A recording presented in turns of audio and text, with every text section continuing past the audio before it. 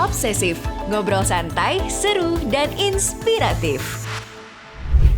Oke, tapi anggota akhirnya masih tetap aktif nggak ketika itu semua harus yang dari, seru nih ya, maksudnya ketemu orang Indonesia di negeri orang lain secara offline tatap muka, kayak kata orang tuh, ya gue butuh banget lah hal itu biar biar, inget inget maksudnya ada hal-hal yang relatable gitu bisa dibicarakan. Tapi ketika ini menjadi, event virtual, pertemuannya secara virtual, apakah ini, mengurangi semangat orang untuk ikut, join kegiatan komunitas IPA itu sendiri kah? Menurut aku kalau kita cuman transisi ke event doang jadi virtual, maybe not, maybe it'll be worse. Mungkin orang lebih pikir kayak, "Aduh ini Zoom lagi, semua orang Zoom Zoom Zoom," gitu kan. Tapi karena kita complement virtual event-nya sama tadi Humans of IPA, sama Flatshare kayak Mmm, itu. Terus kita juga ada other things kayak kita mulai WhatsApp group chat sebelumnya nggak ada, terus grupnya per industri gitu-gitu. Jadinya ujung-ujungnya people stay engaged and I think yang lebih menariknya dari sisi kita di IPA UK adalah kita ngeliat ada tren yang lumayan positif. Orang-orang yang tinggal di luar London jadi merasa lebih ter ter apa ya, ter-engage, ter-include. Karena bisa biasanya kan ikut kalau ya? event-event kayak iya, di London doang kan, jadi mereka harus ambil kereta lah, atau harus travel lah, gitu-gitu kan. Jadi sekarang karena semuanya virtual, semuanya lebih rata, jadi mereka juga lebih, "Oh, sebenarnya semua virtual, ya udah dong sama aja, whether I'm in Manchester atau Edinburgh atau London," gitu kan. Jadi trennya sebenarnya positif banget jadinya, feedback-nya lumayan lumayan bagus gitu. Bahkan sekarang ke depannya mungkin kita udah pernah ngobrolin ini ke depannya gimana kalau Covid pergi, kita bakal bilang, "Oh, we still want to do some virtual events." Karena kita nggak mau kehilangan koneksi yang pas pandemi dibangun sama orang-orang yang mungkin lebih di luar London gitu kan. Jadi, bahkan sekarang lebih mau hybrid juga gitu. Jadi, you know, kita nggak bakal tahu hal-hal ini tanpa adanya pandemi yang kemarin gitu. Jadi kedepannya bahkan kita udah pernah diskusin di IPA UK, jadi tetap mau ada elemen hybridnya biar nggak kehilangan koneksi sama orang-orang yang di luar London juga. Jadi itu kan bukti nyata, maksudnya kalau kita nggak coba-coba atau kalau nggak ada kesempatan untuk, mencoba hal lain, mungkin kita nggak bakal pernah engage orang-orang di luar London gitu. Jadi even going forward tetap ada hybrid elemennya juga gitu. Oke. Nah, tadi kan, mungkin lebih ke kegiatan komunitasnya gitu ya. Pasti kan yang menjalankan komunitas tuh ada yang seperti kamu sebagai executive director-nya, mungkin ada anggota yang lain juga kayak istilahnya kalau kita taunya, panitia atau pengurusnya gitu ya. Sebagai leader kemudian gimana nih kamu menjalankan komunikasi tim ya? Apalagi kan, pasti ini kan komunitas ya, udah punya kerjaan masing-masing, sibuk masing-masing gitu. Apalagi di masa pandemi itu, gimana nih cara meminimalisir miskom itu sendiri dan membangun bonding antar tim pengurus istilahnya? Benar sih, itu pertanyaannya bagus banget. Jadi menurutku pertama line of communication harus terbuka, karena mereka punya kewajiban-kewajiban masing-masing dan setiap dari mereka juga kerja. Jadi waktunya terbatas, tapi at the same time harus ngerti satu sama lain. Jadi open communication. Kadang-kadang meaning that meskipun misalnya aku sama tim yang ngurusin membership nih, mereka ngeluarin newsletter atau mereka udah selesai ini, lah aku sama kedua orang yang ngurusin membership udah tahu ini kan tim sub tim gitu kan kecil kayak aku tahu apa yang mereka kerjakan, mereka tahu apa yang harus mereka kerjakan, udah dikerjain gitu kan.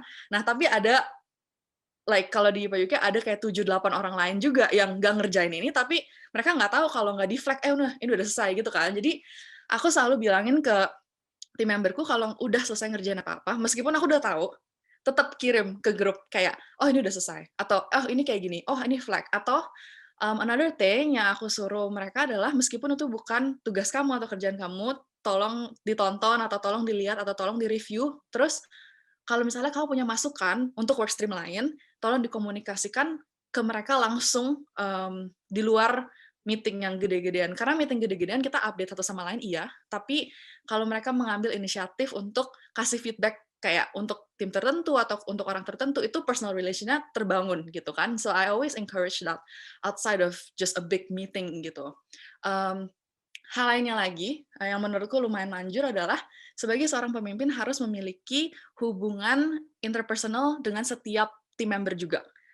Bukan berarti harus kayak best friend sama semuanya, enggak, Iya tapi iya. menurutku penting untuk setiap anggotanya merasa bahwa mereka bisa terbuka, bahwa mereka bisa ngelihat kamu sebagai teman. Karena apalagi pandemi ini susah banget ngelihat kondisi orang-orang sebenarnya kan. Kita nggak tahu sebenarnya mereka kayak overworking atau enggak, sebenarnya mereka lagi Mhm. sedih atau lagi kangen banget sama Indonesia, kangen homesick itu nggak tahu. Jadi benar-benar harus bisa build that personal kayak connection, karena Mhm. ujung-ujungnya di PAYUK atau di GIPA tuh nggak dibayar. Jadi maksudnya voluntary and it's really Iya. you need to take care of them. The well-being and their development is the hopefully the payoff karena semuanya kan kayak voluntary gitu. Jadi I think that's been very successful gitu.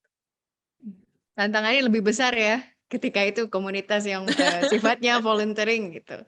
Oke, that's great. Kemudian kalau menurut, Christy juga gitu ya, apalagi menjadi leader yang muda ini masih, di usia yang sangat belia, apa saja sih sebenarnya traits of future leader menurut kamu? Dan, kenapa hal itu penting? Mungkin tadi sedikit udah dijelasin tapi mungkin, bisa dielaborasikan lagi gitu, Christy. Iya, menurutku trait of future leader, mmm, kemampuan untuk melihat solusi-solusi yang, melibatkan multi stakeholder dan multi issues. Karena menurutku, sekarang everything is very interconnected. Isu tentang misalnya, kalau misalnya kita ngomongin climate change, terus sama kesetaraan kesetaraan ekonomi atau sosial gitu kalau di Indonesia kan lumayan senjang banget kayak bener-bener either you're super rich or like you're super not rich gitu kan. Jadi kesenjangannya lumayan gede. Terus ada climate change juga, terus ada misalnya banyak kayak isu politik atau isu ekonomi gitu-gitu kan. I think in terms of being a future leader, people are constantly looking for integrated solutions, meaning that kalau misalnya kamu bisa menyodorkan atau mengembangkan sebuah tim yang um, me, apa sih nama bahasa Indonesia solve kayak solve tuh apa ya bahasa Indonesia-nya. Um, Mengatasi, mengatasi, oke. iya. Jadi ya menyodorkan solusi yang mengatasi berbagai macam masalah yang sebenarnya connected tapi ya sebenarnya connected gitu loh. Jadi mungkin kalau untuk future leaders sebenarnya tanggung jawabnya lumayan berat karena kita sekarang udah belajar dan udah mendengar lebih banyak tentang kayak how everything is connected. Kayak misalnya COVID itu kan nggak cuma isu kesehatan, karena kalau kayak isu kesehatan semua lockdown, terus ekonominya juga turun misalnya, atau banyak juga saluran bantu di government tuh gimana keluarinnya, terus how do we help people yang nggak bisa work from home gitu kan. Jadi sebenarnya isunya jadi banyak. Jadi as a leader for the future harus fleksibel juga, bisa melihat dari berbagai macam sisi. Terus stakeholdernya juga dari berbagai macam stakeholder gitu. So that's the biggest challenge. Yeah, going forward. Oke, memang harus, menyesuaikan juga dengan keadaan ya, menjadi future leaders gitu. Maksudnya, ketika di masa depan seperti apa juga kayak di masa pandemi seperti sekarang ini kan pasti ada penyesuaian, ada adaptasi lagi untuk leaders juga. Oke. Nah, tadi kita udah ngomongin, traits-nya yang idealnya itu seperti apa gitu. Tapi menurut Christy ini sebagai leader atau mungkin udah pernah, udah sering maksudnya tektokan sama leader-leader, kamu juga gitu. Apa saja sih sebenarnya red flags yang perlu dihindari, seorang pemimpin? Ada banyak juga. Menurutku, mmm, tadi kita udah touch on sedikit sih sebenarnya kalau kurang flexibility, Ya, meaning that kalau misalnya kayak susah bukan mengganti strategi sih, mengganti approach-nya. Kalau tadi kan kita udah ngomongin kayak sekarang banyak banget, mmm, kayak masalahnya sangat kompleks, terus banyak banget hal-hal yang mungkin kita nggak expect gitu loh. Jadi kalau nggak fleksibel sebagai leader, memaksakan kehendak gitu-gitu, akan sulit. Terus kedua, another red flag yang I think lumayan memecahkan berbagai macam tim yang aku udah lihat itu adalah lack of communication. Kayak misalnya bukan dari atas ke bawah doang, tapi juga dari bawah ke atas. Meaning that feedback loop kan is a loop gitu loh. Jadi meskipun kamu sebagai leader mungkin udah komunikasi strategi kamu atau rencana kamu, sebenarnya lumayan agak mubazir kalau misalnya orang-orang yang kerja sama kamu juga tidak memberikan pandangan mereka atau feedback mereka. Karena nanti akan ada detachment from the strategy. Kalau misalnya kamu kerja di dalam sebuah perusahaan, terus kamu cuma dengerin, oh ini rencana-rencana kita, ini goal-goal kita, tapi kamu nggak misalnya kasih feedback atau nggak mikirin sebenarnya aku mau nggak sih kerja kayak gini, atau misalnya ini sebenarnya plannya bagus atau enggak sih. Kalau misalnya itu nggak dipikirin oleh orang-orang yang juga bekerja dalam sebuah tim itu, nanti ada detachment, mereka nggak merasa, oh ini aku mau ownership, aku mau ini hasilnya bagus gitu loh, which Iya, I think is ownership, essential. mhm, Um, mhm. gitu. Apalagi ya red flag. I think that's the two key main ones. I'm sure there are others. Kayak aku yakin ya mungkin 30-40 menit Banyak nggak ya? cukup untuk Heeh. ngomong red flag dan Baik. good traits gitu kan. Tapi I think that's what I've seen the trends so far gitu.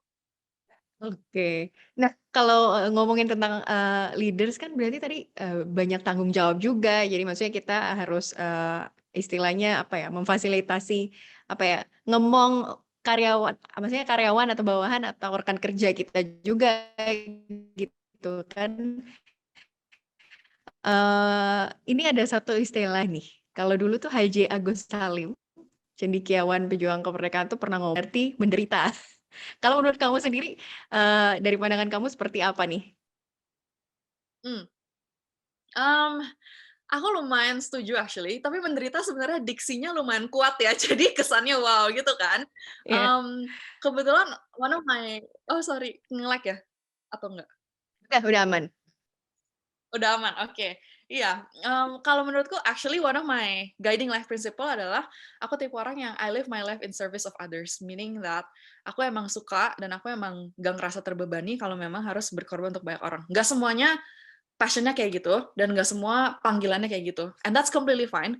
Tapi sebagai orang yang mikirnya kayak gitu, otomatis ketika aku menjadi sebuah pemimpin, mindset-ku adalah aku harus take care of people. Bukan cuma anggota atau konstituen atau orang-orang yang kerja sama aku, tapi juga the wider ecosystem, the wider stakeholder. Misalnya kalau ada orang-orang yang kita undang sebagai pembicara lah, atau kalau di sini kan juga ada KBRI Londonnya lah, atau kayak macam-macam grup-grup organisasi masyarakat lain gitu lah. Jadi it's all about relationship building gitu kan. Nah, on that note, kayak menurutku diksi menderita itu bisa diambil berbagai macam cara. Like nggak harus ekstrim-ekstrim banget kayak sampai nggak tidur ngurusin komunitas atau nggak tidur ngurusin kerjaan, enggak juga.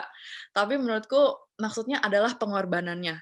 Maksudnya tentu saja jadi pemimpin itu makan waktu, makan usaha, makan tenaga, dan juga there are things yang harus dikorbanin. Mungkin bukan berarti nggak punya hidup sosial sama sekali, tapi namanya harus mencurahkan tenaga gitu kan pasti harus ada kayak pengorbanan yang diambil gitu loh. Jadi once in a while. Iya, Tapi menurutku kuncinya adalah keseimbangan hidup gitu loh. Karena kalau misalnya, oh ya mungkin hari ini nggak keluar, nggak kemana-mana, nggak hangout sama teman karena mau ngerjain IPA, tapi ya bukan berarti besok nggak bisa gitu kan udah selesai harusnya tugasnya gitu. Jadi menurutku menderita lebih kayak ada pengorbanannya dan ada bebannya, tapi it's what makes it worth it. Kalau misalnya nggak ada pengorbanannya, nggak akan ngerasa bahwa ini kayak nggak akan ada effort yang dicurahkan untuk you know, menunjukkan sesuatu yang atau mencapai sesuatu yang worth it gitu. Jadi menurutku ya lumayan lumayan setuju sama pepatah katanya. tapi nggak yang dalam artian ekstrim ya, berarti tetap harus berkorban, tapi Iya kan benar nggak kita ekstrim. harus mhm, oke. Nah, kita udah 30 menitan nih, Christy. Mungkin, one last question, banyak yang bilang kalau pemimpin tuh dimulai dari diri sendiri ya, bagaimana kita memimpin diri kita sendiri juga. Any wisdom on this based on your experience gitu? Ya, menurutku benar karena sebagai pemimpin memiliki tanggung jawab untuk as we said tadi kayak menyep, kayak mewadahi orang lain lah gitu kan kesannya. Jadi kalau misalnya kamu sendiri nggak yakin untuk atas visi, nggak punya kepercayaan diri misalnya atau nggak punya um, apa rencana yang jelas atau arahan yang jelas, orang-orang juga bingung karena kamu mau memimpin mereka kemana atau kamu mau menciptakan apa gitu. Mungkin orang-orang juga susah mencari koneksi ke visi misi kamu kalau misalnya kamu sendiri juga agak buram-buram gitu kan.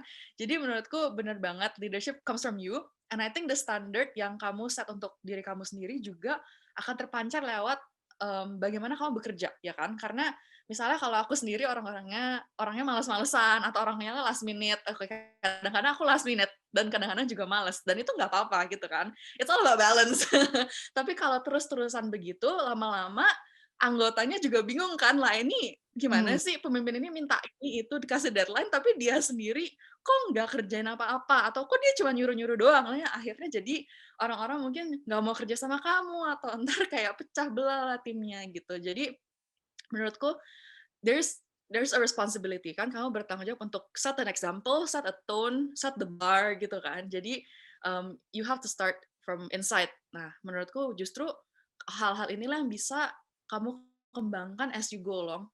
Kayak nggak harus kamu nunggu sampai kamu manusia yang kayak sempurna dalam tanda kutip yang nggak harus kayak percaya diri dulu, nggak harus apa untuk menjadi pemimpin. Nggak harus juga. Ini adalah hal-hal yang kamu bisa kembangkan selagi kamu memimpin juga gitu. Dan setiap kali kamu memimpin pasti tantangannya dan pembelajarannya banyak hal baru. Jadi don't wait to start. I think practice is what makes perfect gitu loh. Setiap kali kamu mencoba akan belajar terus gitu.